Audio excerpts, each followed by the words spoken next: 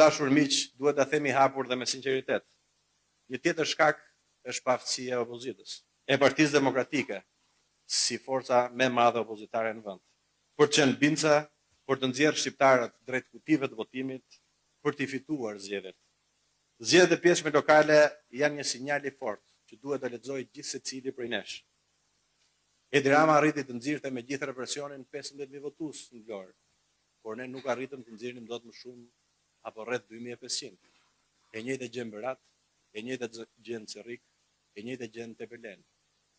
Kjo më bëri të reflektoj dhe të kuptoj që ne duhet të dëgjojmë demokratët për arsyet se pse demokratët nuk dalin votojnë. Se ne jemi të qartë.